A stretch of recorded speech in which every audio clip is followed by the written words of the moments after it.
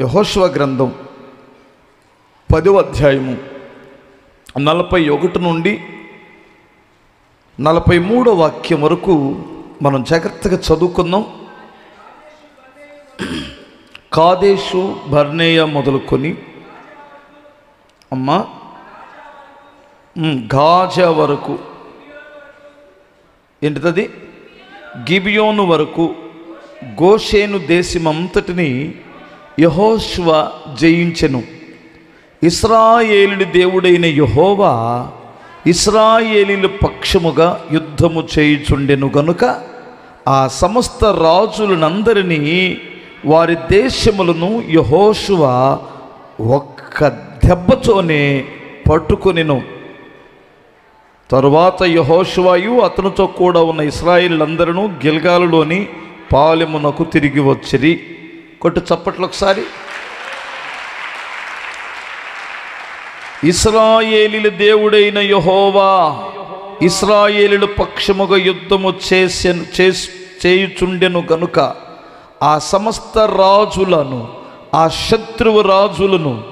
శత్రువు రాజులనందరినీ వారి దేశములను యెహోవా ఒక్క దెబ్బతోనే పట్టుకొనెను. ఒక్క దెబ్బతోనే పట్టుకొనెను. నీకు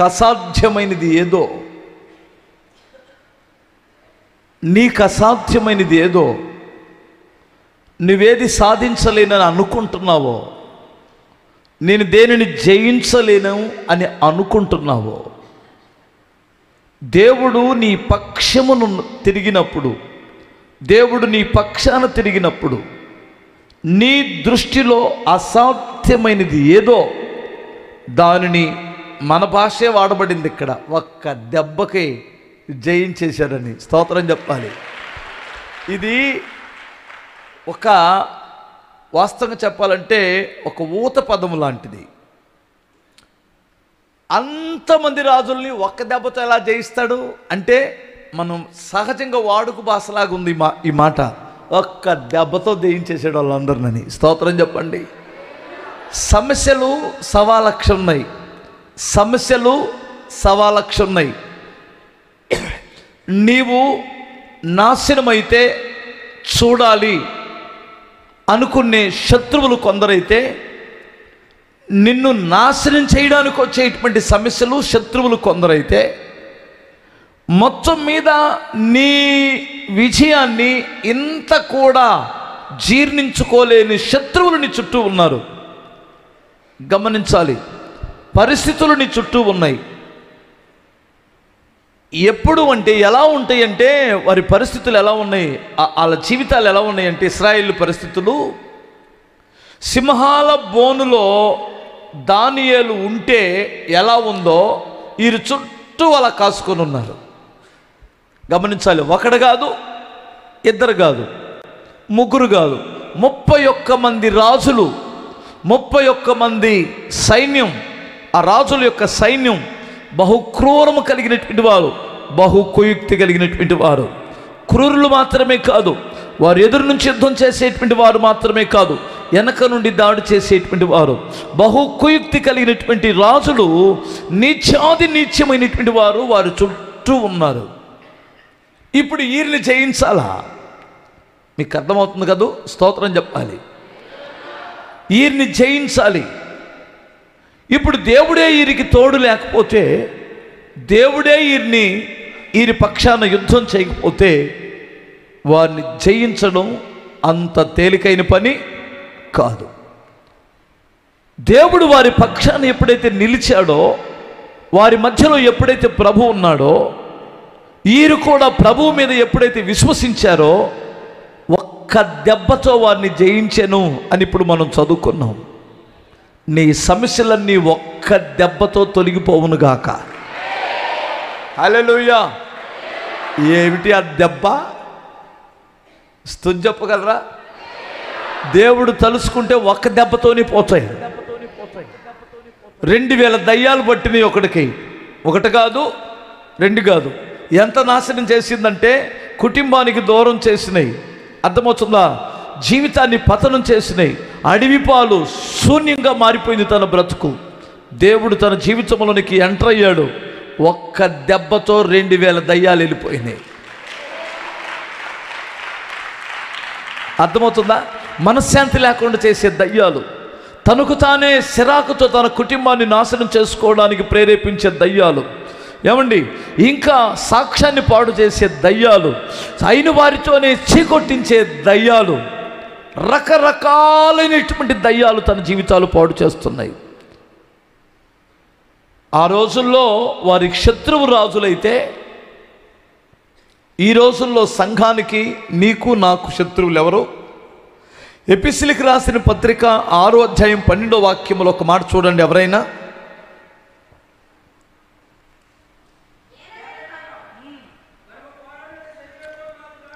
మనము పోరాడునది శరీరులతో కాదు కానీ ప్రధానులతోనూ అధికారులతోనూ ప్రస్తుతం ఇప్పుడు ఈ కాలంలో ఉన్న అంధకార సంబంధులకు లోకనాథులతోనూ ఆకాశ మండలములో ఉన్నటువంటి దురాత్మల సమూహాలతో మనం పోరాడుచున్నాం. ప్రియులారా, మీరు జాగ్రత్తగా వినాలి. మీరు పోరాడున్నది శరీరులతో కాదు, దురాత్మల సమూహాలు. ఏమిటి సమూహం? ఇందులో మనుషులు కూడా కనిపిస్తాడు. అంధకార సంబంధులకు లోకనాథులు, అంధకార సంబంధమైనటువంటి లోకనాథులు. ఇప్పుడు ఇశ్రాయేలు ప్రజలు లేదా యెహోషువ 31 మంది రాజులని జయించి కనాను దేశాన్ని స్వతంత్రించుకున్నారు. వాళ్ళు ఒక విజయవంతమైనటువంటి జీవితాన్ని కొనసాగించారు. అద్భుతమైన ఆనందాన్ని అనుభవించారు. విజయతనులతో కేకలు వేశారు. జయాన్ని పొందగలిగారు. ఈరోజు నీవు నేను, ఈ రోజున క్రైస్తవుడు ఎదుర్కొంటున్నటువంటి శత్రువులు ఎవరు? వారిని ఎలా జయించాలి? చూడండి, మీరు ఒకసారి మీరు ఆలోచిస్తే ఫస్ట్ మీరు గుర్తుపెట్టుకోవాలి, లోకము లేదా లోక ఆకర్షణ నీతో పోరాడిద్ది. ఫస్ట్ గుర్తుపెట్టుకో, స్తోత్రం చెప్పాలి. లోకము లోక ఆకర్షణ నీతో పోరాడుతుంది. నువ్వేమో ఒక ఆధ్యాత్మికమైన విజయవంతమైన జీవితాన్ని జీవించాలని ఇష్టపడుతున్నావు. ఆ పోరాటంతోనే చర్చికి వచ్చావు. ఆ మనసుతోనే దేవుణ్ణి ఆరాధిస్తున్నావు. ఆ మనసుతోనే నీకు ఇష్టం. ఒకవేళ లోకం అనేటువంటిది నిన్ను ఎంతగా హింసించినా లేదంటే నిన్ను హేళన చేసినా దేవుని సన్నిధికి రావాలనుకొని నువ్వు పోరాటంతో ప్రభు దగ్గరికి వస్తున్నావు.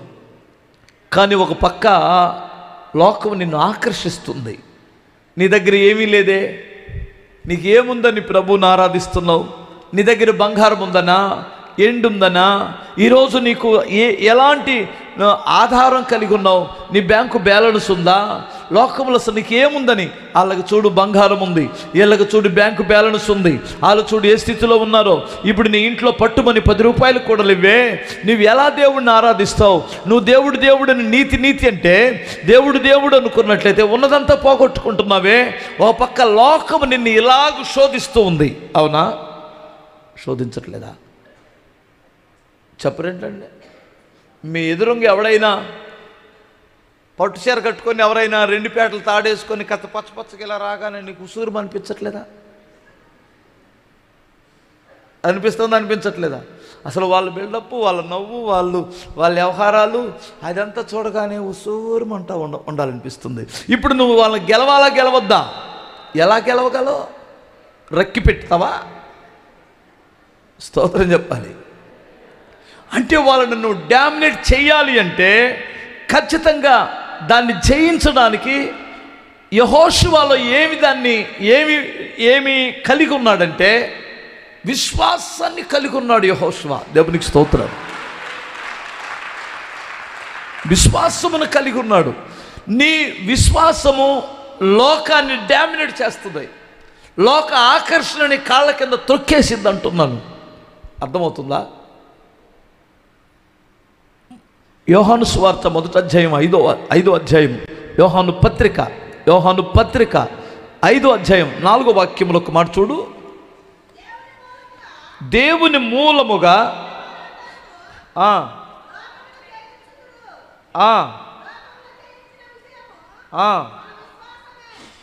లోకమును జయించిన విజయము, లోకమును జయించిన విజయము మన విశ్వాసం. కొట్టు చప్పట్లు ఒకసారి. ఎందుకు నువ్వు సినిమాలు జయించావు? నీలో ఉన్న విశ్వాసం. ఎందుకు బంగారాన్ని జయించావు? ఎందుకు లోక సంబంధమైనటువంటి ఆకర్షణీయమైనటువంటిది దేనికి జయించావు? లోకములో ఉన్న భోగాలను నీవు ఎలా జయించగలిగావు? దానికి కారణం ఏమిటి అంటే నీలో పనిచేస్తున్న విశ్వాస పరిమాణం లోకం మీద జయాన్ని పొందగలిగింది. దేవునికి స్తోత్రం. మనం లేదో ఈ మ్యాచెస్ అన్న చెప్పే మాటలకు నువ్వు మారలేదు. అర్థమవుతుందా? వాళ్ళని చూసి వీళ్ళని చూసి నువ్వు మారలేదు. నీలో ఒక విశ్వాస పరిమాణం పనిచేస్తుంది. ఇది నిన్ను ఒక విజయవంతమైనటువంటి వ్యక్తిగా మారుస్తుంది. ఒక జయ జీవితాన్ని నీకు ఇస్తుంది. నీలో విశ్వాస పరిమాణం తగ్గినప్పుడు లోకం నీ మీద డామినేట్ చేస్తుంది. అది నీ పక్కనే ఉంది, అది నీ చుట్టూ ఉంది, నీతోనే ఉంది, నీ ఇంటి పక్కన వారితో ఉంది, నీ ఇంట్లో వారిలో కూడా ఉంది లోకం. మీకు అర్థమవుతుందా? లోకమును జయించిన విజయము మనలో ఉన్న విశ్వాసం. హల్లెలూయా. లోకం మనల్ని ఏం చేస్తుంది చెప్పండి ఒకసారి? శరీరాశలు రేపిద్ది.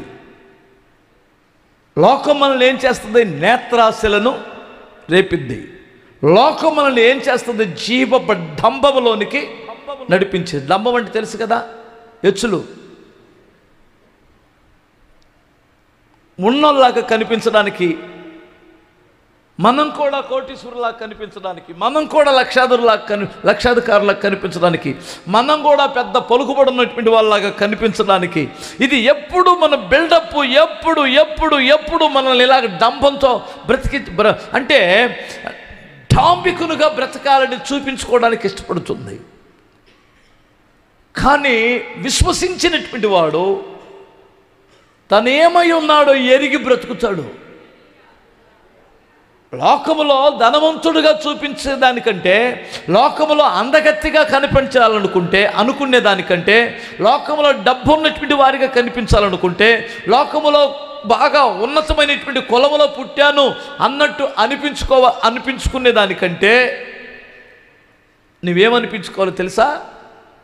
పరిశుద్ధుడిని అనిపించుకోవాలా. ఇది విశ్వాసమున లక్షణం. నీతిమంతుడిని అనిపించుకోవాలి, సాక్ష్యం కలిగిన వాడిని అనిపించుకోవాలి, నేను దేవుని భక్తుడిని అనిపించుకోవాలి, క్రీస్తు కొరకు బ్రతుకుతున్న పరిచారకుడిని అనిపించుకోవాలి. ఇలా డైవర్ట్ అయిపోయింది ఆలోచన. మీకు ఎంతమందికి అర్థమైంది? క్రీస్తు సేవకుడుగా అనిపించుకోవాలి, క్రీస్తు సైనికుడిగా ఉండాలి, క్రీస్తు శిష్యుడిగా ఉండాలి, నేను దేవుని బిడ్డగా బ్రతకాలి, ఒక పరిశుద్ధుడిగా బ్రతకాలి, ఇలా చూపించుకోవాలండి, ఇలా కనిపించాలని ఆశపడతావు. ఏది మంచిది చెప్పరేంటమ్మా?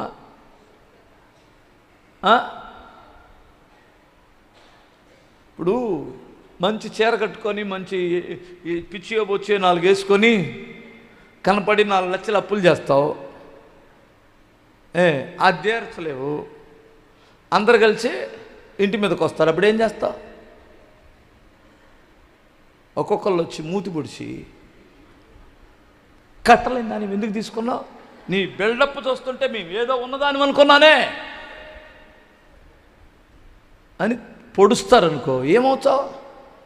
అదిగో అట్లా పడో, మాకండి మర్యాద ఇవ్వండి. ఎవడిస్తాడు నీకు మర్యాద? ఫస్ట్ నీ బిల్డప్ అలా ఉంది. నేనేమంటానంటే అది స్థిరం కాదు, అది నీకు క్షేమం కాదు. నీతిమంతుడుగా కనిపించడానికి పోరాడు, పరిశుద్ధుడుగా కనిపించడానికి పోరాడు,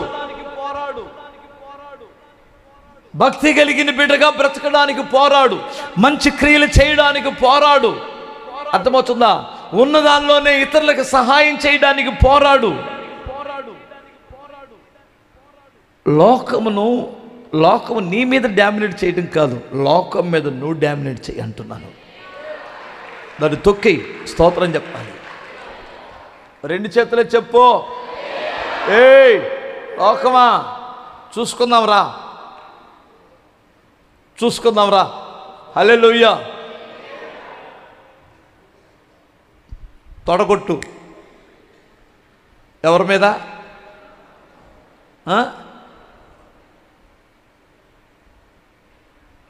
యోసేపు తొడగొట్టాడు. నన్ను లొంగ తీసుకో, నీ కాళ్ళ కింద నుంచి దూరిపోతానన్నాడు. నగ్నంగా వచ్చింది.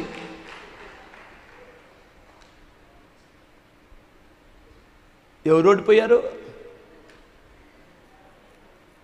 యోసేపా? ఆ కామాంధురాలా? ఎవరు ఓడిపోయారు? అబ్రహాము దగ్గరికి కుప్ప కుప్ప ధనం వచ్చి పడింది. ఎవరు ఓడిపోయారు? ధనమా అబ్రహామా? చూసారా ఏంటి ఇలా ఆలోచన? అప్పుడు ధనం అవసరం లేదా అబ్రహాంకి? అతనికి అవసరాలు లేవా? ఎందుకంటున్నానంటే, సరే ఈ ధనం వచ్చిన అవకాశాన్ని పోగొట్టుకున్న అబ్రహాము దరిద్రుడయ్యాడా? లోకాన్ని జయించిన తర్వాత దేవుడు అబ్రహాముని గొప్పవాడిని చేశాడు.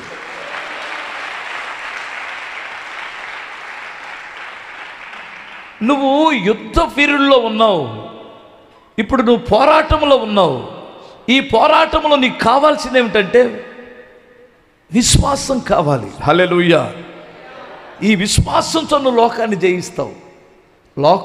లోక ఆశలు, లోక ఆకర్షణ నీ మీద దాడి చేస్తుంది. దానిని జయించాలా.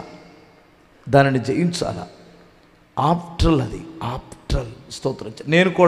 నేను కూడా చాలాసార్లు నా కష్టకాలంలో నాకు డబ్బులు లేనప్పుడు, నాకు ఏ స్థితిగతులు లేనప్పుడు నేను కూడా అలాగే శోధించబడ్డా. అర్థమవుతుందా? అసలు ఒక్కొక్కడిని చూస్తుంటే కడుపులో రగిలిపోయింది. వాడికేమో నాకు తెలిసినవాడు ఇక్కడ ఒకడున్నాడు.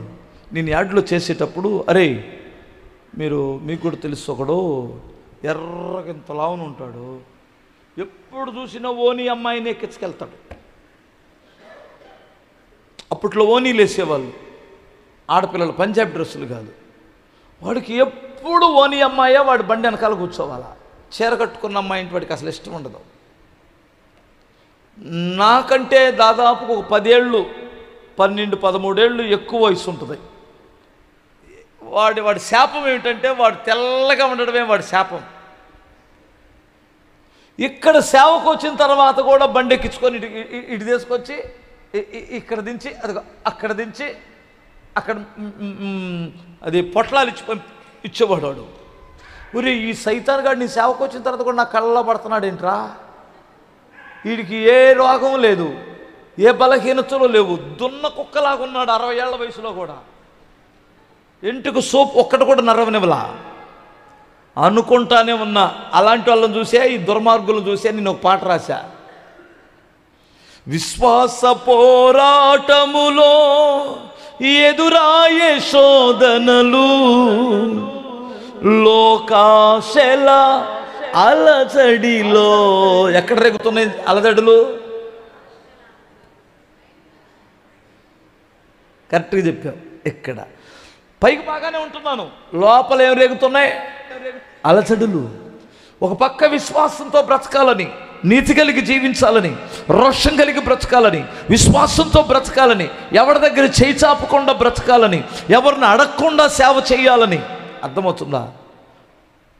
కష్టాలు, ఇరుకులు, ఇబ్బందులు. వాళ్ళేమో దున్నపోతుల్లాగా ఉన్నారు. వాడికి ఏ రోగం లేదు, వాడికి ఏ బలహీనతలు లేవు, వాడికి ఏ అవమానం లేదు, ఏ అవసరాలు లేవు. వాడికి సూపర్గా ఉన్నాడు. వాడే మగోళ్ళలాగా తిరుగుతున్నాడు అక్కడ. విశ్వాస పోరాటములో ఎదురాయే శోధనలు, లోకాశల అలజడిలో సడలితి విశ్వాసములో తొనుగుతుంది. దుష్టుల క్షేమమునే చూచి ఇక నీతి వ్యర్థమని అనుకొనగా. నన్ను వ్యర్థుడా పోరా అంటే అయిపోయాడు. దీర్ఘశాంతము గల దేవా, నా చేయి విడువక నడిపించితివి. ఎడబాయని నీ కృపా నన్ను విడువదు ఎన్నటికీ. యేసయ్యా నీ ప్రేమానురాగం నన్ను కాయును అనుక్షణం. హల్లెలూయా. బిగ్గరగా స్తోత్రం చెప్పు. మనం దేనిపైన యుద్ధం చేయాలి? లోకంపై యుద్ధం చేయడానికి మన ఆయుధం ఏమిటి? హల్లెలూయా. మన శత్రువు ఇంకోటి తెలుసా మీకు? శరీరం. ఏంటి చెప్పండి? అదేంటి పాస్టర్ గారు, నా శరీరం నా మీద దాడి చేసిద్దా? నీ శరీరమే నీ మీద దాడి చేస్తుంది. నీ శరీరమే నీ మీద దాడి చేస్తుంది. కొన్నిసార్లు ఈ శరీరం చేసిన దానికి ఎంత శిక్ష అనుభవించాల్సి వస్తుందో తెలుసా? ఒక అమ్మాయి ఇద్దరిని ప్రేమించింది. హైదరాబాదులో ఒక అమ్మాయి ఇద్దరిని ప్రేమించింది, ఇద్దరితో తిరిగింది. అంతే కదా? ఆడి బండి ఎక్కి తిరిగింది, ఈడి బండి కూడా ఎక్కి తిరిగింది. ఒకడితో డిసైడ్ అయింది, ఇంకొకడేమో ఊరుకోట్ల, ఇంకొకడు వాడి మీద కమ్మిచ్చింది. వాస్తవంగా అదే జరిగింది. ఆ అమ్మాయి ప్రమేయం లేకుండా వాడేం చంపలా. ఎందుకంటే వాస్తవంగా చెప్పాలంటే చంపిన శవం దగ్గరికి ఒక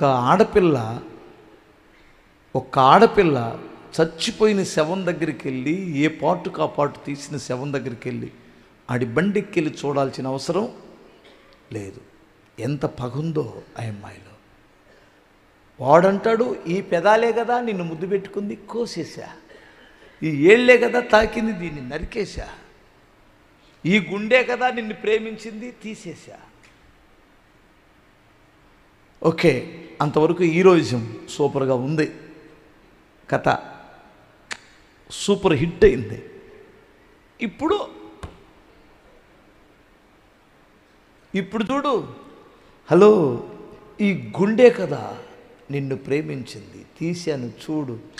ఆ క్షణంలో గుడ్ బాయ్. ఇంకా శరీరం చూడు ఎంత నీచంగా దిగజారుతుందో. క్షణికమైన సుఖభోగం కొరకు, క్షణికమైన కోరికలు నెరవేర్చుకోవడానికి ఈ శరీరం ఎంత దారుణంగా తయారైపోయిందంటే, ఇది ఎంత నీచమైన. ఇప్పుడు తల్లిదండ్రులు ఏడుస్తున్నారు, పరువు పోయింది. అసలు ఇలాంటి నీచురాలను ఎందుకు కన్నానా అని ఆ తల్లిదండ్రులు ఎంత ఏడుస్తున్నారో. అసలు ఆడపిల్ల కడుపులో ఉన్నప్పుడే చంపేసే టైంలో మనం ఉన్నాం. ఆడపిల్లైనా మాకు అంతే చాలనుకొని పెంచుతున్న ఆ తల్లిదండ్రులు గుండెల్లో ఏం దించేసింది? ఆ పిల్ల కత్తులు దించేసింది. మగపిల్లగాడు పుట్టాడని సంబరంతో ఆనందించారు ఆ తల్లిదండ్రులు. ఆడి పుట్టినరోజు గ్రాండ్గా చేసుకున్నారు. ఆడి పేరు పెట్టే రోజు చాలా గ్రాండ్గా చుట్టాలందరిని పిలుచుకున్నారు. ఈరోజు ఆ రోజును తలుసుకొని ఏడుస్తున్నారు ఆ తల్లిదండ్రులు. ఆ రోజును తలుసుకొని, ఆ రోజు లేకుండా ఉంటే పోయేది, వీడి పుట్టినరోజు లేకుండా ఉంటే మాకు ఎంత ప్రశాంతంగా ఉండేదో అని ఏడుస్తున్నారు. ఎందుకంటే ప్రతి మీడియా వాడు వాళ్ళని ప్రశ్నిస్తారు.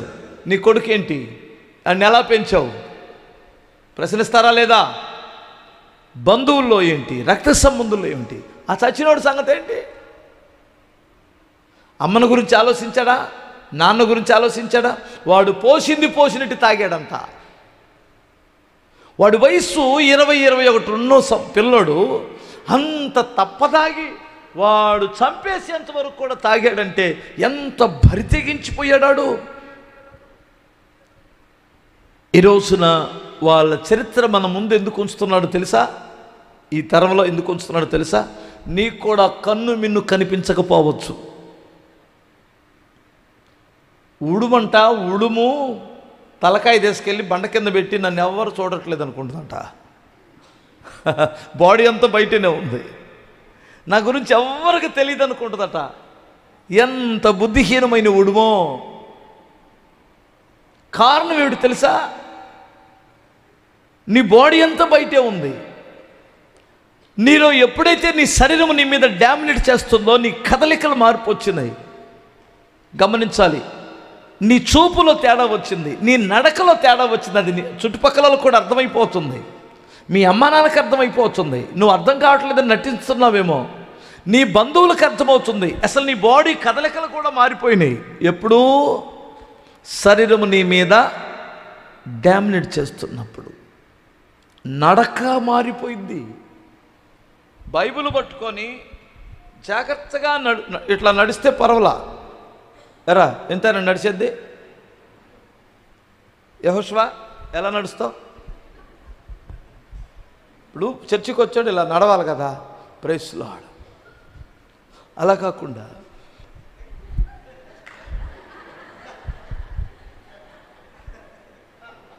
ఏంటి బాడీ మార్పు వచ్చింది, నిల్చోటంలో కూడా తేడా వచ్చిందే.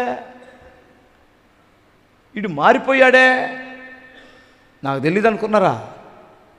నీ బాడీ కదిలించే విధానంలోని నీ క్యారెక్టర్ ఏమిటో అర్థం చేసుకునే సైకాలజిస్టులు ఉన్నారు. స్తోత్రం చెప్పాలి. లేరా? ఇంకొకసారి చెప్పు, ఒకసారి హల్లెలూయా. యెహోషువ నడుస్తుంటే ఒక్కోసారి పాత నడక ఓ రకంగా ఉంటుంది. ఇప్పుడు అంతా ఎక్కడికక్కడ ఇరగొట్టి దేవుడు నడుము ఇరగొట్టాడు. లేదంటే అలివయ్యోడా, సామాన్యుడా, ఉంది బెత్తడే కానీ హల్లెలూయా. ఆ నడక వ్యవహారమే వేరు. ఇప్పుడు మెదలకుండా బైబిల్ ఇలా పట్టుకొని నాదేముందన్న కొంగరేలకపోయి నడుస్తున్నాడు.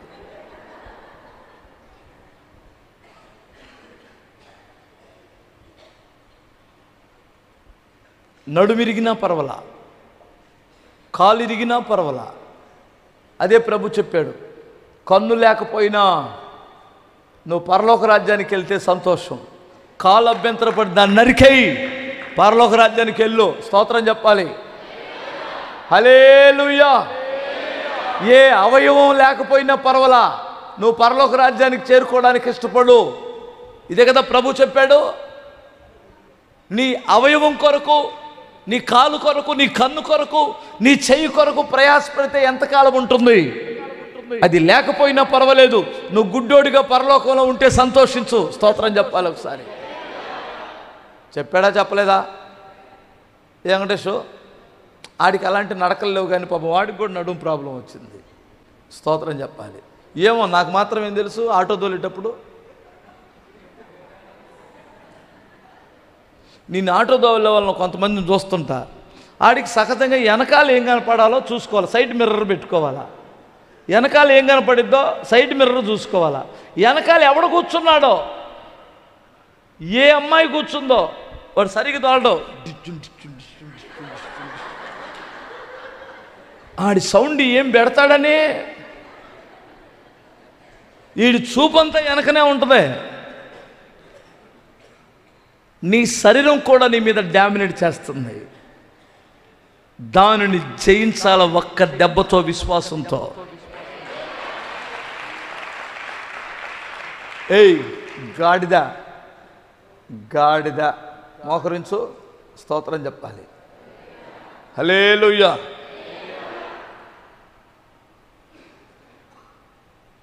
అర్థమవుతుందిరా భయ్? స్తోత్రం చెప్పు. ఆత్మకు శరీరము, శరీరముకు ఆత్మకు, ఈ రెండిటికి ఎప్పుడు గిట్టదంట. మొన్న ఎవరంగా చెప్పాను నేను ఎందుకు గిట్టదో. ఎంతమంది విన్నారు? చేతులు ఎత్తండి. ఆత్మకు శరీరం, శరీరం ఆత్మ. పోయిన వారంలో చెప్పానా? పోయిన ఆదివారం చెప్పానుగా. ఈ ఆరాధనలో చెప్పాను. ఫస్ట్ ఆరాధన, రెండు ఆరాధనలు, అందుకని మిత్రపై చూస్తున్నారు, మాకేం అర్థం కాలేదని. స్తోత్రం చెప్పాలి. యూట్యూబ్లో పోయిన ఆదివారం ఫస్ట్ ఆరాధనలో మెసేజ్ ఉంటుంది, దాన్ని వెళ్ళి వినండి. అప్పుడు ఈ రెండింటికి తేడా ఏంటో, ఎందుకు ఇలా పోరాడుతో నేను చెప్పాను. లోకం నీ మీద దాడి చేయడానికి పొంచుంది. తర్వాత నెక్స్ట్ నీ శరీరం కూడా పొంచుంది.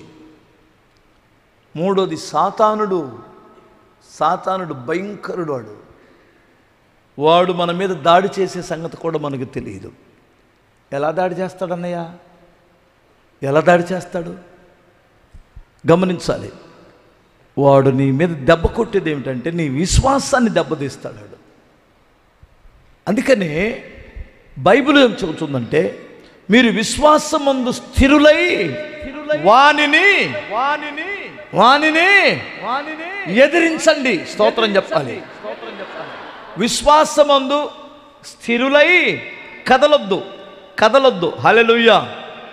నువ్వు అంతరానికి వెళ్తున్నావంటే కదిలావు. నువ్వు ఇంకా దేవుని మీద నమ్మకం లేదు, వాక్యం మీద నమ్మకం లేదు. ఏమండి, ఇందాక నేను కొన్ని సాక్ష్యాలు వింటుంటే నా బుర్ర పోయిందండి. నేను విన్నాను, ఇంట్లో వీడియో పెట్టుకున్నాను. ఇది స్తోత్రం చెప్పాలి. హల్లెలూయా. ఎన్ని సంవత్సరాల క్రితం డబ్బులు పోయింది? 50 6 సంవత్సరాల క్రితం దొంగోడు డబ్బులు తీసుకెళ్తే 6 సంవత్సరాల తర్వాత ఏమన్నా 50 రూపాయల నోటా? ఎంత తీసుకున్నాడో? 50,000 రూపాయలు 6 సంవత్సరాల కింద దొంగతనం చేసి. అసలు వాడికి మనస్సు ఎలా వచ్చింది? వీళ్ళు కేసు పెడతారేమో, తంతారేమో, ఇంకా ఏమైనా చేస్తారు. అయినా ఎప్పుడో నేను దొంగతనం చేసింది ఎవడు చూసి వచ్చాడు అనుకోకుండా ఎందుకు తీసుకొచ్చే డబ్బులు ఇచ్చినట్లు మీరు ఎవడైనా చెప్పగలరా? ఎవరా అమ్మాయి సాక్ష్యం చెప్పింది? చెయ్యొద్దు. ఏది? ఎక్కడా?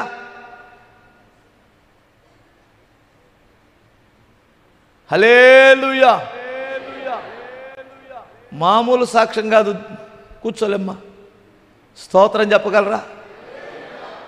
వాడెవడు కింద పడ్డాడంట, ఆర్టీసీ బస్సు వెనకొచ్చింది. 2 అడుగులేస్తే అంటే వీడికి స్పాట్ అక్కడ పెట్టాడు సాతానుగాడు. వీడి నామరూపాలు లేకుండా పోవాలని. నా దేవుడు ఆపేశాడు కదా.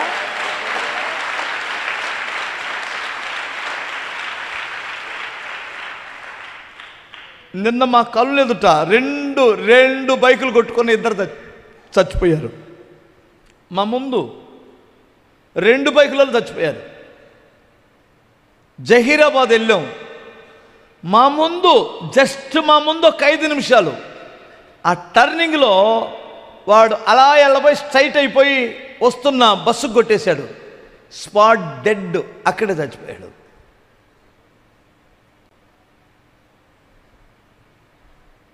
నేను ఈ మధ్యకాలంలో ఇవన్నీ చూసి రోడ్డు మీద తిరుగుతూ ఉంటానుగా.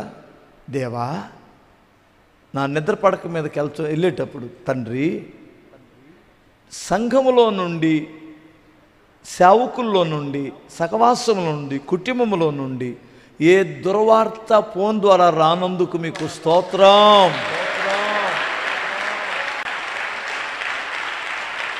స్తోత్రం నాయనా, స్తోత్రం నాయనా. అర్థమవుతుందా? దుర్వార్త కదా. నేను ఎక్కడో ఊరిలో ఉంటాను. అన్నా, ఈయనకి యాక్సిడెంట్ అయింది అన్నా, నమ్మకం చెప్పలేమంటున్నారు అన్నా అంటే నా గుండె 102. వాడు బతుకుతాడో చచ్చిపోతాడో? చచ్చిపోతే మీరు పొద్దున్న లేస్తే చర్చిలకు వెళ్తున్నారు, మీ దేవుడు అంటున్నారు. మన దేవుడు విడిచిపెట్టారు. మరి ఏమైందో చూడు. నీ దేవుడు బతికించవచ్చుగా. ఈ సైతాన్లో వాళ్ళని కూడా వాడుకునేది వాడే. ఎంతమందితో పోరాడాలి?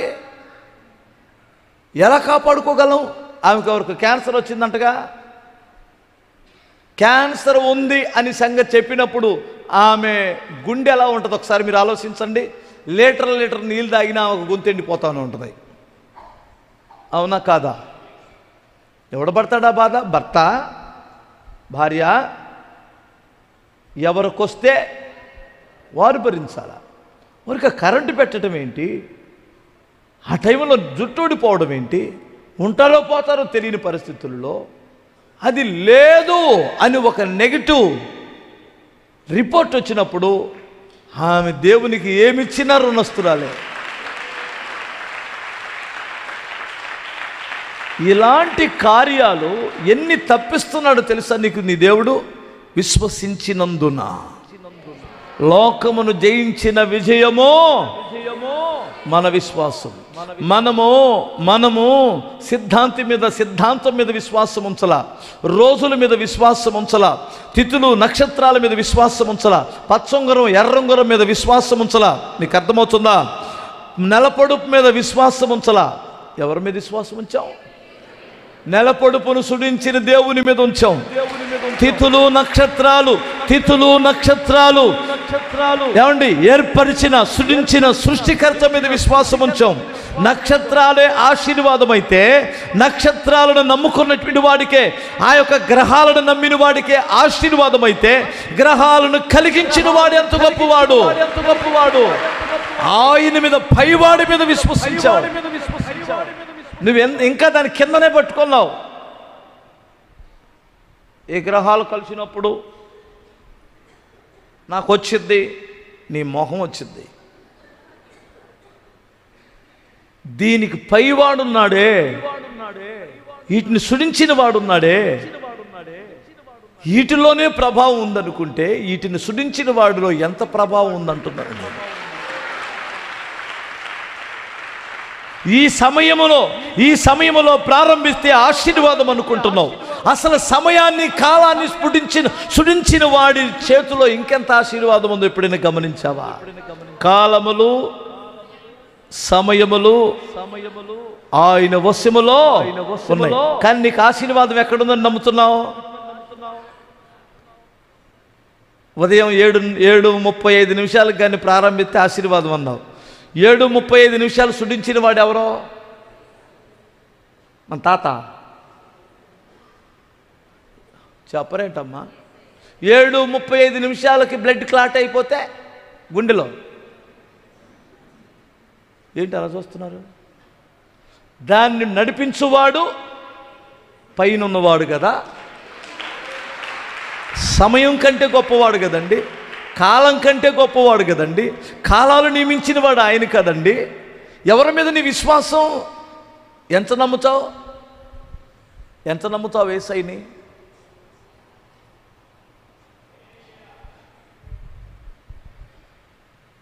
జలములలో బడి నేను వెళ్ళినా అవి నా మీద పారవు, అగ్నిలో నేను నడచిన జ్వాలలు నన్ను కాల్చజాలవు. నాతో కలిసి పాడండి. జలములలో బడి నేను వెళ్ళినా అవి నా మీద పారవు, అగ్నిలో నేను నడచిన. సీనియర్ మోస్ట్ నువ్వు సరి చేసుకునేసరికే నా పాట సగానికి వెళ్ళేట. కొంచెం కానీ వస్తే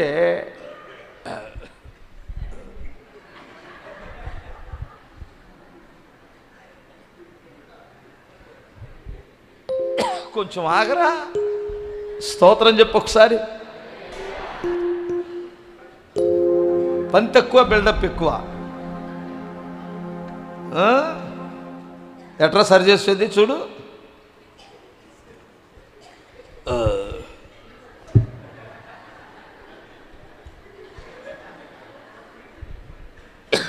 ఇట్లా అనేసరికి నాకు శరణం అయిపోయింది. స్తోత్రం చెప్పు ఒకసారి.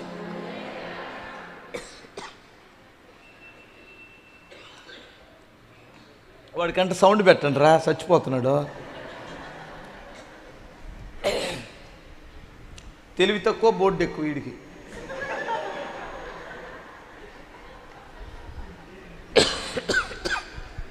బిగ్గరగా స్తోత్రం చెబుదాం. నేను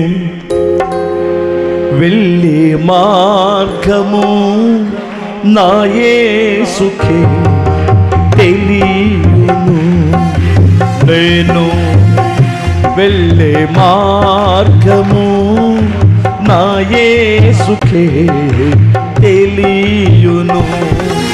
శోధించబడిన నేను సువర్ణమై మారెదను, శోధించబడినవే పోయిందిరా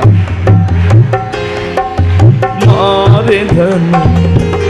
హల్లెలూయా హల్లెలూయా హల్లెలూయా ఆమేన్.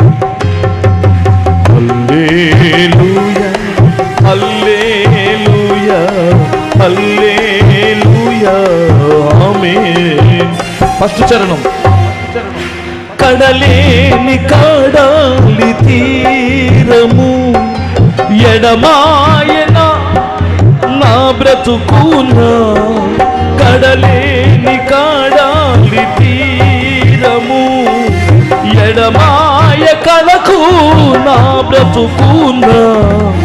గురిలేని తరుణాన వెరువగా నా దరినే నిలిచేవా నా ప్రభు.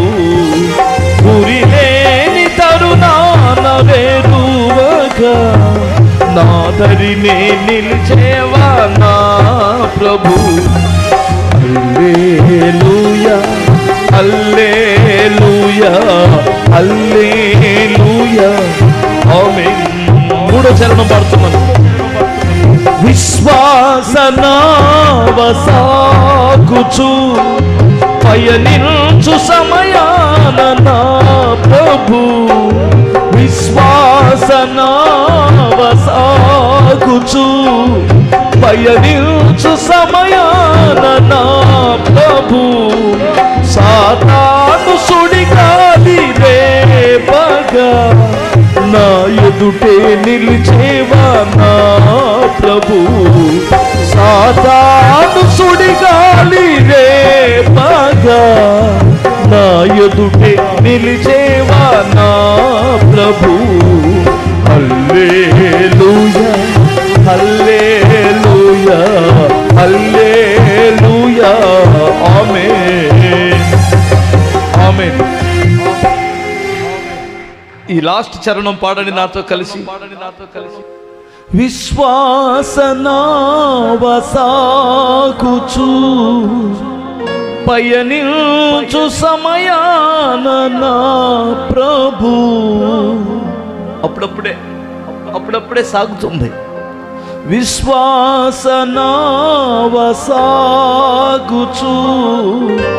పయనించు సమయాన నా ప్రభు. సాతాను సుడిగాలి రేపగా నా ఎదుటే నిలిచేవా నా ప్రభు. సాతాను సుడిగాలి రేపగా నా ఎదుటే నిలిచేవా నా ప్రభు.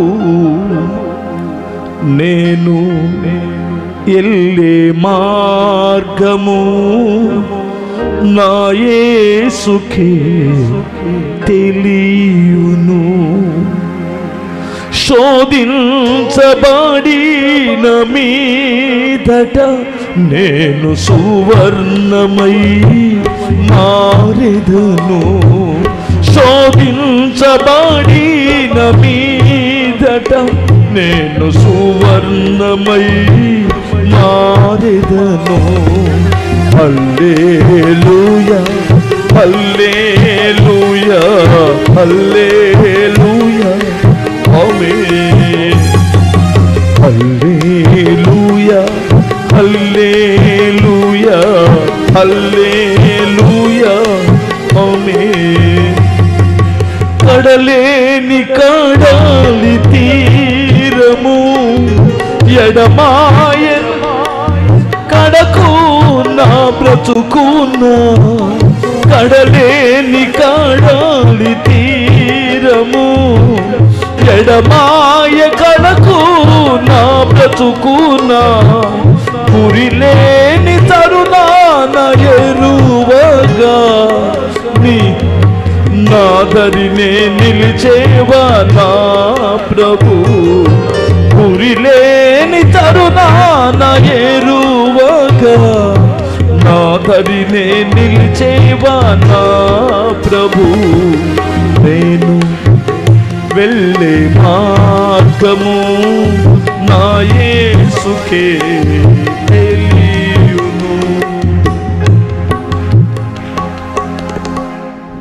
బిగ్గరగా స్తోత్రం చెబుదాం. హల్లెలూయా. నిజంగా ఈ చరణం పాడుతున్నప్పుడు నాకు 2006 గుర్తొస్తుంది. కడలేని కడాలి తీరము ఎడమాయ కడకు నా బ్రతుకునా గురిలేని తరుణాన వేరువగా నా దరినే నిలిచేవా నా ప్రభు. ఎంతమందికి అర్థమైంది ఈ చరణం? ఏమర్థమైంది? కడలేని కడలి తీరము ఎడమాయ కడకు నా బ్రతుకున. అంటే సముద్రం కడలి అంటారు. కడలేని అంటే అంతులేని కడలి, దరిలేని కడలి, గురిలేని తరుణాన వేరువగా అంటే భయము, సిగ్గుపడడం అని అర్థం.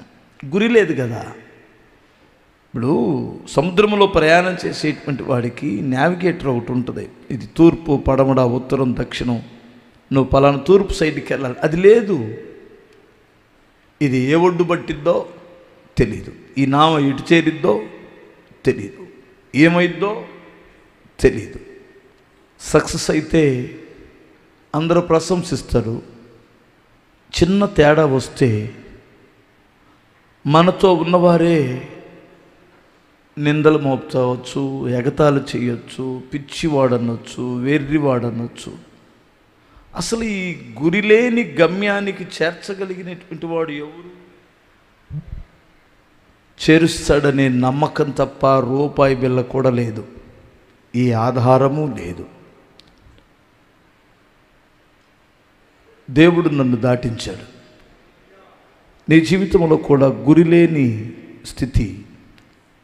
ఏ ఒడ్డు పట్టిద్దో తెలీదు, నీ కుటుంబం ఏమైద్దో తెలియదు, బంధువుల్లో నువ్వెలా నిలబడతావో తెలియదు. ఈరోజు నీకు పట్టుమని ఏదైనా అవసరం వస్తే ఇంట్లో 1000 రూపాయలు లేని దినాలు గడుపుతున్నావు. అసలు గమ్యమే లేదు జీవితానికి. తిండికే జరగడానికి అంతంత మాత్రమైతే నువ్వు ఆశించిన విజయాలు ఎక్కడ సాధించడానికి అసలు ఆశలు ఎక్కడొస్తాయి? విశ్వాసం ఎలా పెరిగిద్ది? ఈరోజు పూట గడవడమే కష్టమైతే, ఈరోజు గడవడమే అంతంత మాత్రమైతే ఆశలు ఎక్కడి నుండి వస్తాయి అంటున్నాను నేను. బ్రతుకుతాననే నమ్మకం లేనిటువంటి వాడికి ప్రపంచాన్ని జయిస్తానని నా ఆశలు ఎలా వస్తాయి? లోకాన్ని జయిస్తానని ఆశలు ఎలా వస్తాయి? అసలు ముందు ఇక్కడి నుంచి బయటపడాలి కదా. అలాంటప్పుడు నమ్మకమే నీ స్థితిగతులు మారుస్తుందంటున్నాను. నమ్ముట నీ వలనైతే నమ్మువానికి సమస్తమును సాధ్యమే. ఎలా దేవుని సన్నిధిలో స్తుతించకుండా ఉండాలి? నేను మిమ్మల్ని ఈ మాటతోనే బలపరుస్తున్నాను. స్తోత్రం చెప్పాలి. నీకెన్నో పోరాటాలు ఉన్నాయి. ఆర్థికపరమైన శత్రువులు నీ చుట్టూ ఉన్నాయి. అప్పులనే శత్రువులు, అర్థమవుతుందా? రోగాలు ఒక పక్క కృంగతీస్తున్నాయి, అవమానాలు ఒక పక్క కృంగతీస్తున్నాయి, అర్థమవుతుందా?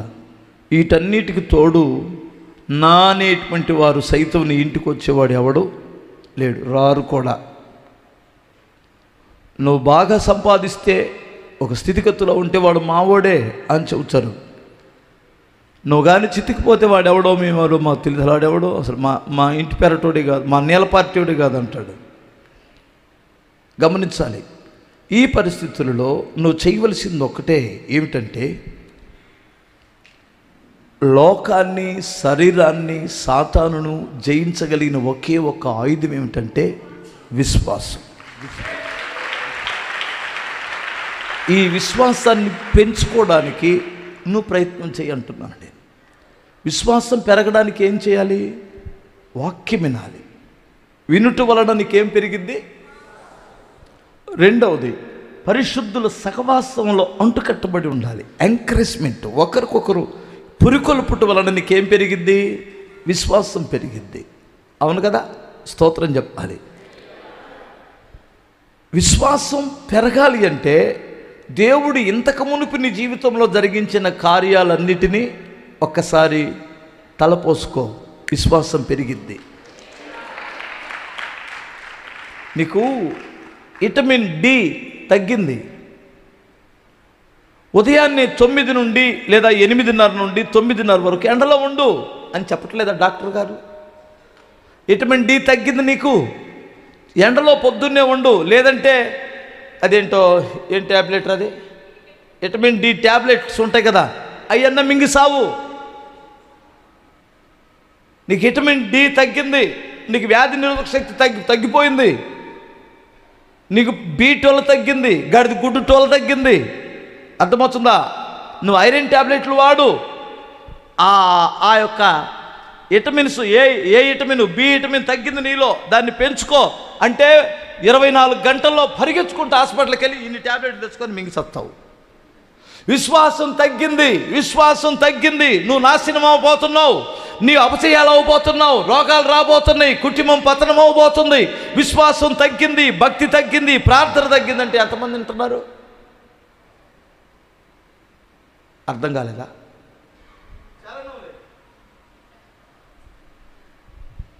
ఇక్కడ ఇంకొక మాట చెప్పి నేను ముందుకెళ్తా. స్తోత్రం చెప్పాలి. ఇప్పుడు యెహోషువ సాధించిన విజయాలు క్రైస్తవులు పోరాడుచున్న ఆత్మీయ పోరాటమునకు నిదర్శనమైతే, అతని విజయానికి మొట్టమొదటి కారణం ఏంటి చెప్పండి? విశ్వాసం. అతను జయించాడా ఓడిపోయాడా? జయించాడా ఓడిపోయాడా? ఓకే, ఇప్పుడు ఒక్క మాట చెప్తాను నీకు. జయించాడు కదా, జయించాడు కదా, 32 మంది రాజులను జయించాడు కదా. నెక్స్ట్ ఏం జరిగిందో చూడండి. న్యాయాధిపతుల గ్రంథం 3వ అధ్యాయం 1 నుంచి 8 వాక్యాలు చూడండి. ఇప్పుడు అదే విశ్వాసులు ఇశ్రాయేలు తమ పూర్వ శత్రువులకు హీనమైన రీతిలో ఎంతగా లోబడిపోయి నాశనం అయిపోయారో ఒకసారి చూడండి, మీకు అర్థమవుతుంది. అమ్మా నేను చదువుతాను, ఇద్దరం చదివితే లేట్ అయిద్దేమో, నీ దగ్గర మైక్ లేదుగా.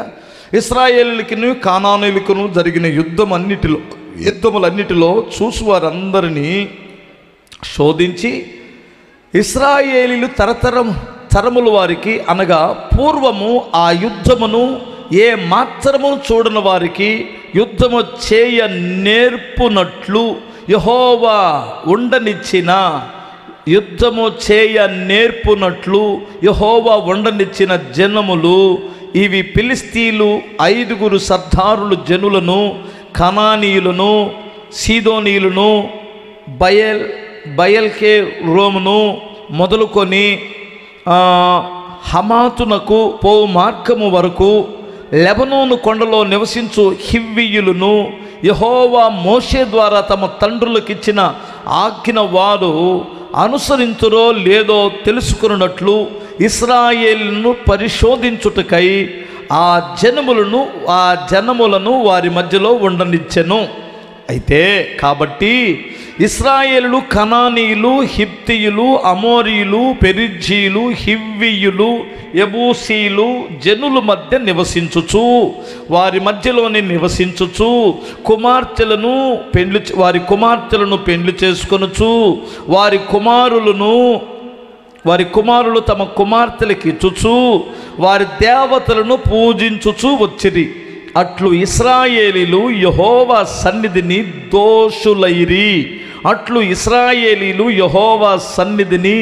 దోషులైరి తమ దేవుడైన యెహోవాను మరచి బయలు దేవతలను, దేవతా స్తంభములను పూజించిరి. అందును గురించి యెహోవా కోపము ఇశ్రాయేలీయుల మీద మండగా ఆయన హరాము యొక్క రాజైన కుషాన్ని నాకు నోరు తిరగట్లా తమను చేతులకు దాసులగుట్టకై వారిని అమ్మివేసెను. ఇశ్రాయేలీలు 8 సంవత్సరములు కూష నిషతామునకును దాసులుగా ఉండిరి. చాలుగా స్తోత్రం చెప్పాలి. 2 చేతులు చెప్పు. ఇప్పుడు నేను చెప్పాలనుకుని ఎందుకు ఈ విషయాలు చదివించాను నేను? యెహోషువ కాలానికి ఈ కాలానికి ఒక్క తరమన్న గతించిందా? సరిగా గతించల. అప్పుడు యెహోషువ యుద్ధం చేసేటప్పుడు చూడని వారు అన్నాడు. యెహోషువ యుద్ధం చేసేటప్పుడు చూడని వారు ఎలా పోరాడారో, వారు ఎలా చేయించారో చూడనటువంటి వారు ఇల్లు. అంటే అదే సంఘములో ఉన్నారు, అదే జాతిలో ఉన్నారు, అక్కడే ఉన్నారు, వీరు పట్టించుకోవాలా. మీరు గమనిస్తే బాధ్యత లేనటువంటి వాడు వీళ్ళు ఎలా యుద్ధం చేస్తున్నారు, ఎలా వీళ్ళు దీవించబడ్డారనే సంగతి మర్చిపోతాడు. ఫస్ట్ మీకు ఒక విషయం చెప్పనా? స్తోత్రం చెప్పగలరు ఒకసారి? హల్లెలూయా. అమ్మ కూర వండుతున్నప్పుడు శ్రద్ధ నిలపని కూతురు కూర వండిద్దా భవిష్యత్తులో? ఓకే, వండలేదు. ఎందుకని? చూడాల ఎంత ఉప్పు వేస్తుందో, ఎంత కారం వేస్తుందో, ఎంత మసాలా చూడాల, ఇంట్రెస్ట్ లేదు.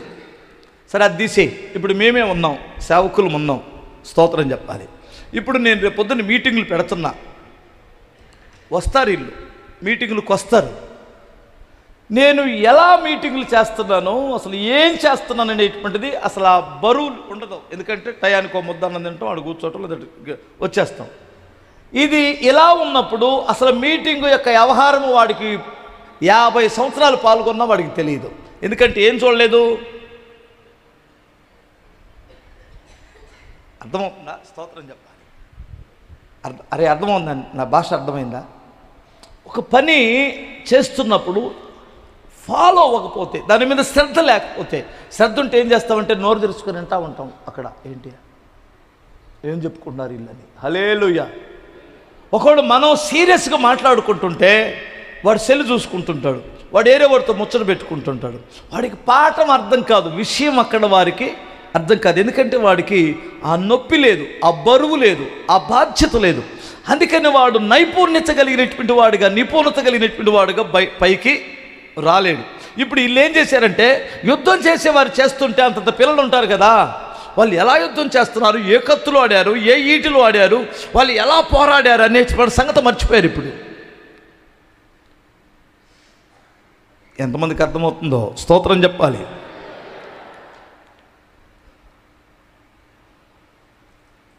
వారి తండ్రులు ఆ శత్రువులతో పోరాడారు, వారి పిల్లలు శత్రువులతో సంధి చేసుకున్నారు. వారు ఎవరిని విసర్జించారో వారితో స్నేహం చేశారు, వారు ఎవరిని వద్దనుకున్నారో వారితో చేతులు కలిపారు, వారి పిల్లలను చేసుకున్నారు, వారి దేవతలకు ఆరాధన చేశారు. నెక్స్ట్ తరం వచ్చేసరికి సర్వనాశనమైపోయింది. చాలాసార్లు క్రైస్తవులమైనటువంటి మన జీవితాలలో ఇదే జరుగుతుంది. ఒక తరం భక్తిలో ఉంది, మరొక తరం ఆ భక్తిని ఫాలో అవ్వకపోతే ప్రమాదం పొంచి ఉంది. అర్థం కాలేదా? స్తోత్రం చెప్పాలి. ఒక 10 సంవత్సరాలు పోరాడావు, గెలిచావు, నెక్స్ట్ రాజీ పడిపోతున్నావు. మంట లేదు, ఆ కన్నీటి ప్రార్థన లేదు. ఒకప్పుడు నువ్వు మోకరిస్తే కన్నీళ్లు పెట్టుకొని ఏడ్చేవాడివి, ఇప్పుడు ప్రార్థన లేదు, పొడి ప్రార్థన వస్తుంది, తడి ప్రార్థనే లేదు. ఇప్పుడు దేవుడు శత్రువుకు అప్పగించడం రాయబడింది బైబిల్లో. యేసు నామములో మీకు ఆ గతి పట్టకుండా ఉండునుగాక. ఎప్పుడు పట్టకుండా ఉంటుంది చెప్పండి? ఎప్పుడు పట్టకుండా ఉంటుంది చెప్పండి? రాజీ పడవద్దు. శత్రువుతో ఏం పడకూడదు, శత్రువుతో ఏం పడకూడదు. ఇప్పుడు వీళ్ళు ఏం చేశారు? అదే ప్రజలు, వాళ్ళే, అదే బ్లడ్, అదే దేవుడు, అదే రోషం, ఆ రోషంలో వంశంలో ఉన్నటువంటి వారే. కానీ ఇదే ప్రజలు నెక్స్ట్ జనరేషన్ కూడా మారలా, ఇంకా వాళ్ళతో రాజీ పడిపోయారు. ఇది బాధకరమైన విషయం అంటున్నాను. స్తోత్రం చెప్పగలరా? వీళ్ళ పతనానికి కారణం అది ఉంటుంది. నా భావన ఎంతమందికి అర్థమవుతుంది? స్తుతి చెప్పు గట్టిగా, హల్లెలూయా. ఇప్పుడు వీళ్ళు అలా కాకుండా ఒక క్రైస్తవుడు చేయాల్సింది ఏమిటంటే, మనము సాధించినటువంటి ఆ విజయాన్ని, ఆ కృపని, ఆ విశ్వాసాన్ని జాగ్రత్తగా కాపాడుకుంటే ఏమొస్తుందని బైబిల్ చెబుతుందంటే, హెబ్రీలకు రాసిన పత్రిక 11వ అధ్యాయం 4వ అధ్యాయం 11వ వాక్యం చూడు. 4:11 ఒక మాట చూడు.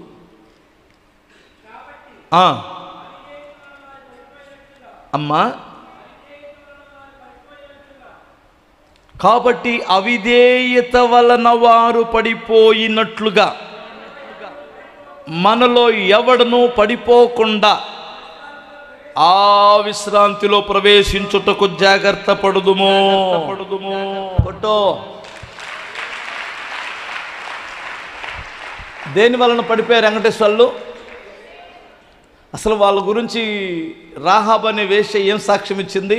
మిమ్మల్ని గురించి వింటున్నప్పుడు మా గుండెలు కరిగిపోయినాయి, మీ దేవుడు మీ పక్షాన ఉన్నాడు, మీరు ఎట్టి మనుషుడైన మీ ఎదుట నిలబడేడన్నాడు.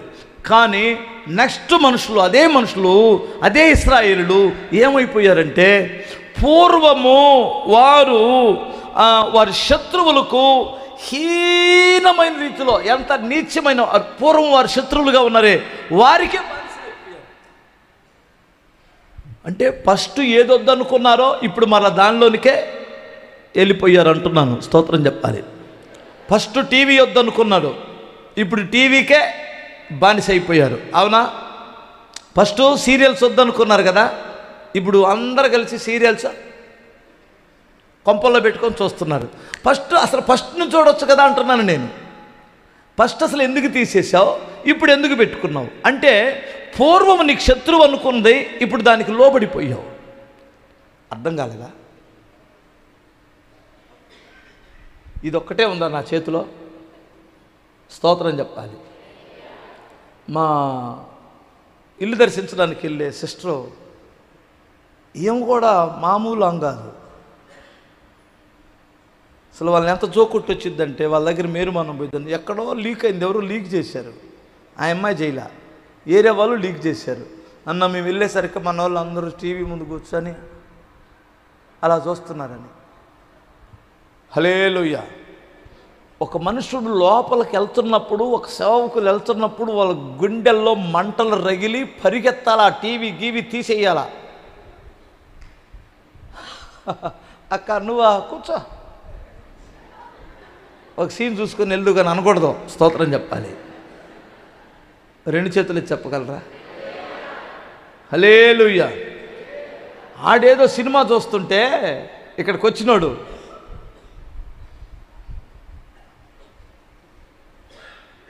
వినయ్ నువ్వా కూర్చో.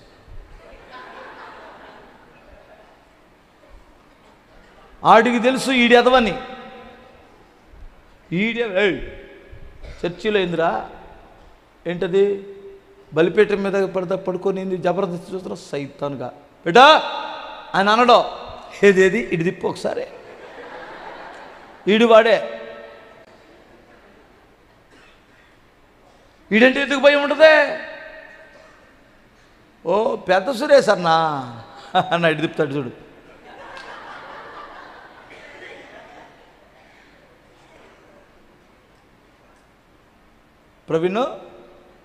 ప్రవీణ్ అన్న, నువ్వు ఆ వైర్ బిగిస్తూ ఉండు, సెల్లిట్టి ఒకసారి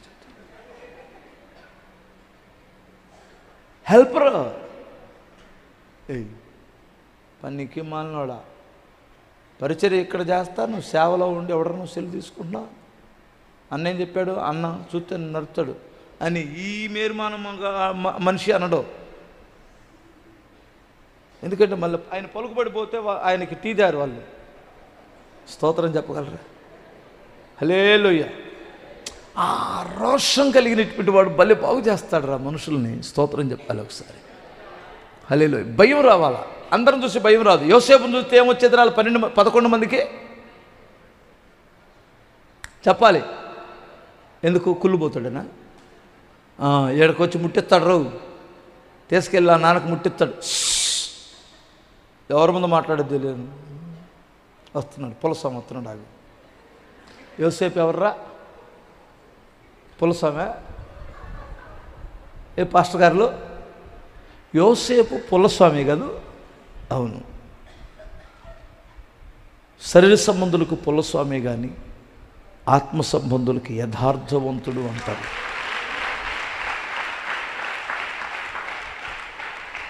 అసలు ఎవడ పుల్లస్వామో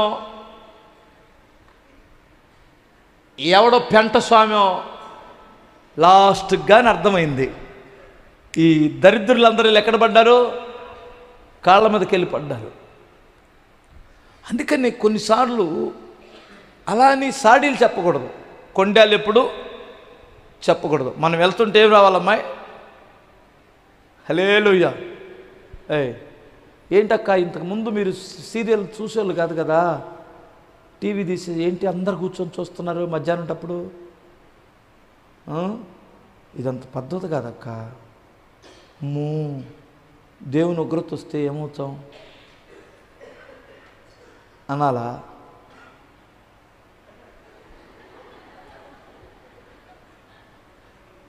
మిచ్చిరిదండి అక్క అందరూ నేను ముందుగా నూరి ఊహించవుతున్నా. స్తోత్రం చెప్పాలి. మేము ఇల్లు దర్శించేటప్పుడు వెళ్ళేటప్పుడు అండి, ఇల్లు దర్శించడానికి వెళ్ళేటప్పుడు ఎలా ఉండేదంటారు? టీవీలు ఉన్నాయా? స్తోత్రం చెప్పాలి. ఉన్నాయంటారా? ఏమంటే ఉన్నాయా మీ ఇంట్లో టీవీ? అప్పుడు ఇప్పుడా? ఓ పక్క సెల్ ఆడుతుంట్రీ, ఓ పక్క టీవీ ఆడుతుంట్రీ. అర్థమవుతుందా? అది లేనప్పుడు ఇది లేనప్పుడు ఎక్కడరా బాగుపడతారు? హల్లెలూయా. స్తోత్రం చెప్పు ఒకసారి. ఒకవేళ యథార్థంగా టీవీ ఉంటే తప్పేం కాదు. టీవీలో ఏం చూడాలి చెప్పాలి. గుంటూరులో మందుంది. గుంటూరులో ఏముంది? మందుంది, సిగరెట్ ఉంది, పాలున్నాయి, జ్యూసులు ఉన్నాయి. మనం ఏం తెచ్చుకుంటాంరా? షాప్కి వెళ్ళినప్పుడు అన్నీ కొనుక్కొచ్చుకుంటామా? ఏం కొనుక్కొచ్చుకుంటాం? పాలు మాత్రమే కొనుక్కొచ్చుకుంటాం. జ్యూస్ కావాలంటే జ్యూస్ తెచ్చుకుంటాం. మరి ఆ కొట్టులోని దాటి వస్తున్నాం, అది కూడా తెచ్చుకోవద్దు, బాగుంది క్వార్టర్ తెస్తామా? అర్థం కాలేదా? ఇప్పుడు ఒక గుంటూరు పట్టణంలో అన్నీ ఉన్నట్లు మీ టీవీలో అన్నీ వస్తాయి. వారు పడిపోయినట్లు మనం పడిపోకపోతే మన జీవితంలోకి ఏమొస్తుంది? విశ్రాంతి. కొట్టి చప్పట్లు ఒకసారి. ఈ లోకంలో విశ్రాంతి, ఆ లోకంలో ప్రశాంతత. స్తోత్రం చెప్పాలి. ఇప్పుడు నీ విశ్రాంతి కోల్పోవడానికి కారణం ఏమిటంటే పాపంతో లోకంతో రాజీ పడి విశ్వాసాన్ని సమాధి చేసుకున్నారు వాళ్ళు. మనం అలా ఉండకుండా ఉందుముగాక. హల్లెలూయా. మన జీవితంలో ప్రశాంతత కలుగునుగాక. హల్లెలూయా. ఇంకొకసారి చెప్పండి. ఎగ్జాంపుల్, వాడు ఇల్లు తిరుగుతాడని ఎంతమందికి తెలుసు? సాతానుగాడు ఇల్లు తిరుగుతాడని ఎంతమందికి తెలుసు? ఇల్లు తిరుగుతాడని ఎంతమందికి తెలుసు? ఏ ఇల్లు బీరుబోదని ఎంతమందికి తెలుసు? చూసుకుంటూ వస్తున్నాడు వాడు. చూసుకుంటూ వచ్చరికి నువ్వు, మీ ఆయన, మీ పిల్లలు అందరు కలిసి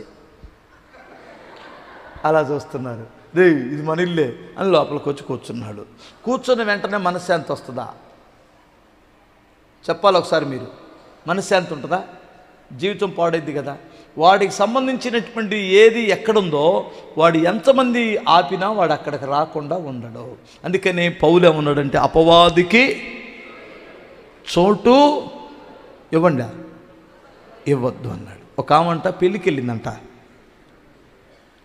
భార్గవి లాంటి మనిషే. పెళ్ళికెళ్ళి ఇక బావో ఏంటి మధ్య కనపడట్లేదే అని తిరిగి మనిషి అసలు ఇక అందరిని పలకరించి, పెద్దోళ్ళని చిన్నోళ్ళని అందరినీ చక్కగా పలకరించి పలకరించి పలకరించి టమీల కింద పడిపోయింది. కింద పడిపోయి అంటుండేసరికి వాళ్ళు ఇల్లు వచ్చి ఏందమ్మా ఏందమ్మా అంటే ఇక ఏదో ఒకటి చెప్పిద్దిగా దయ్యం పట్టిన మనిషి. 3 ఇంటికలు పట్టుకొని పైకి లేపి, నా సమిత ఎక్కడి నుంచి వచ్చావు, ఎటు నుండి వచ్చావు, నువ్వు చెప్పు, మా పిల్లే పట్టిందా, మా పిల్ల వచ్చిందని అలాంటి వాళ్ళు తిడతా ఉంటే అదేం పోట్లా. సరే ఈ లోపల వాళ్ళు ఏమైనా పిలిచారు, చీపిరి కట్ట తీసుకొని దాన్ని పెట్టి దీన్ని పెట్టి కొట్టారు కానీ పోలా. ఈ జుట్టు పీకంతా గందరగోళం చేశారు కానీ అదేం పోటల్లా.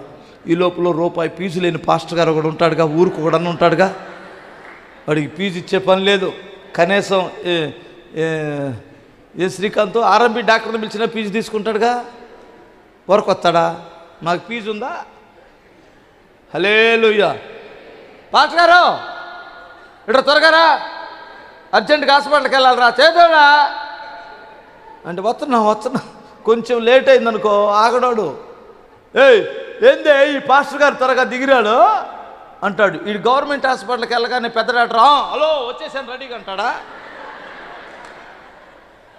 ఆడేమో కుక్క పిల్లల్లాగా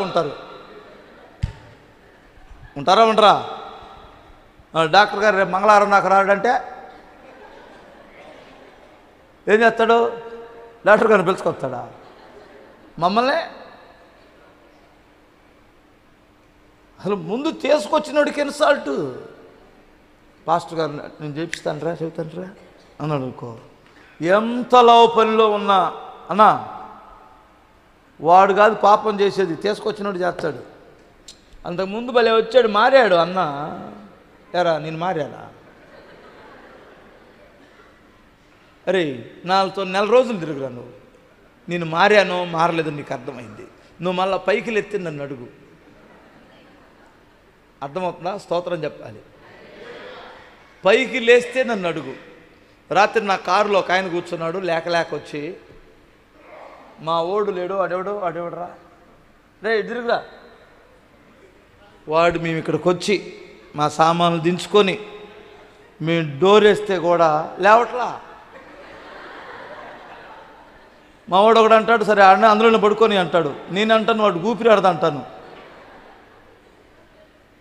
లేచావరా సరే 10 నిమిషాలు చూసిన తర్వాత వరే లేరా అంట.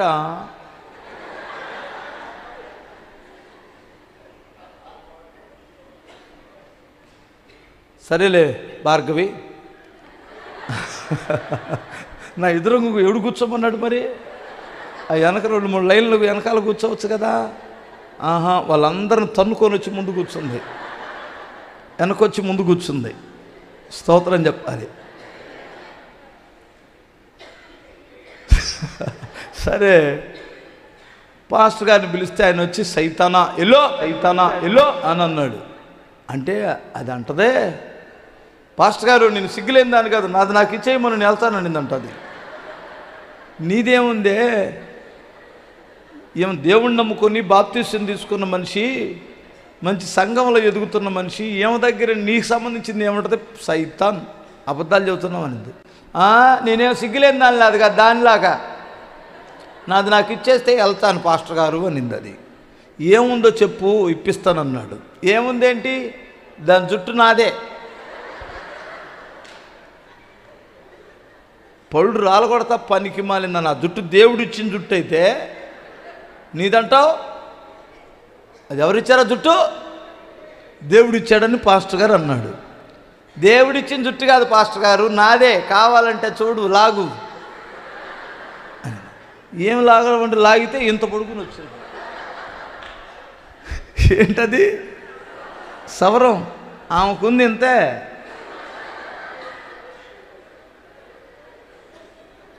ఇంత పొడుగు జడేసుకొని అందరికి నా జడ పొడుగు వచ్చిందని చూపించాలని అటు ఇటు తిప్పుతా వచ్చింది. ఉన్న పాటును రావచ్చు కదా అంటున్నాను నేను. మీకు అర్థమైంది కాదు, స్తోత్రం చెప్పాలి. ఒకసారి సిగ్గుపోయిందిగా, సైతానా నీ జడ నువ్వు తీసుకో అని ఇస్తే కానీ పోయిందంటది. అంతకుముందేమో చిక్కెంటికలు తీసుకొని బోర్లకు చిక్కెంటికలు అని వచ్చేవాళ్ళు. ఇప్పుడు ఆ చిక్కెంటికలు తీసేసి అసలు దగ్గర నుంచే గుండె ఎవరు చేయించుకుంటారో ఆ గుండు చేయించుకుని పెద్ద పెద్ద ఎంటుకలు ఉంటాయి కదా, వాటిని ఇప్పుడు సవరాలు చేస్తున్నారు. మీరు కూడా పెట్టుకోండి.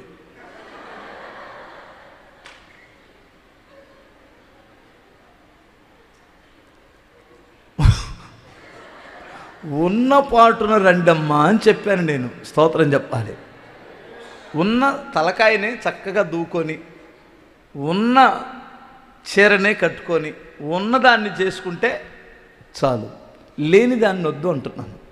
ఒక జడకే సాతానుగాడు లోపలికి ప్రవేశిస్తే వాడికి సంబంధించినటువంటి ఏ వస్తువు ఉందో నీ ఇంట్లో వాడు వస్తాడా రాడా అంటున్నాను నేను. చెప్పండి, మీరు చెప్పండి. వాడు వచ్చిన దొంగల పడ్డ ఇల్లు ఎలా ఉంటుంది? నాశనమే కదా. అగ్గిని పడ్డ ఇల్లు ఎలా ఉంటుంది? నాశనమే కదా, బూడిదే కదా. సాతానుడు పడకుండా ఉండడానికి మీ ఇంటి చుట్టూ కంచె ఉండునుగాక. అడు చెప్పాడు, ఆ ఇంట్లో ప్రవేశించడానికి ప్రయత్నం చేశాను కానీ ఆ ఇంటి చుట్టే ఉంది.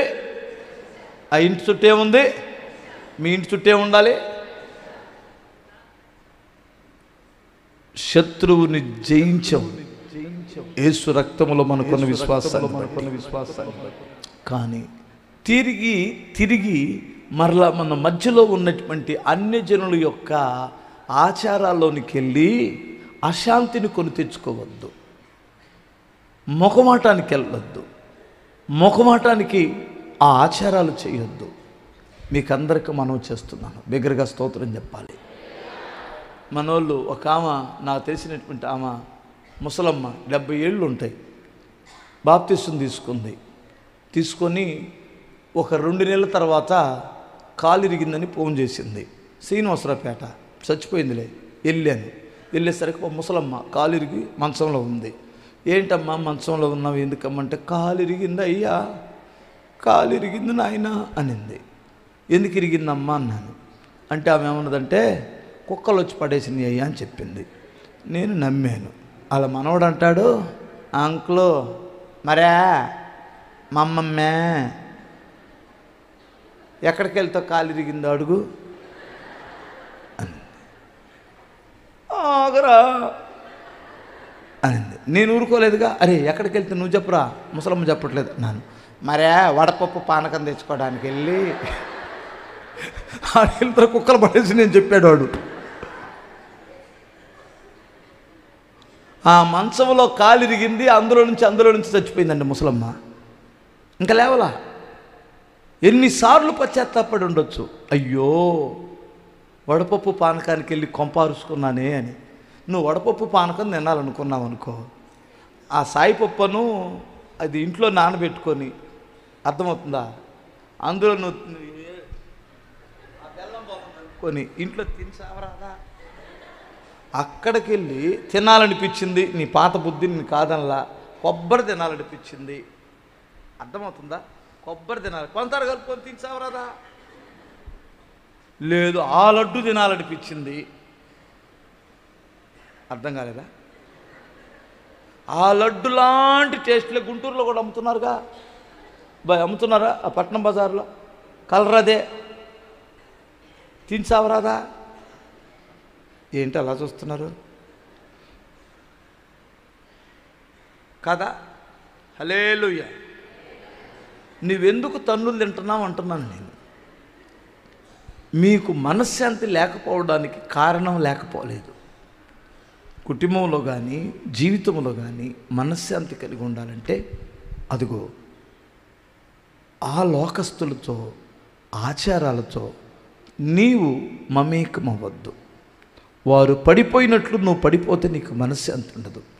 నువ్వు యెహోషువ ఎలాగ నిలుచున్నాడో అలాగ నిలుచో, మనశ్శాంతి ఉంటుంది. ఈ మాటలు దేవుడు మీ ఇనికిడిలో ఫలింపచేయును.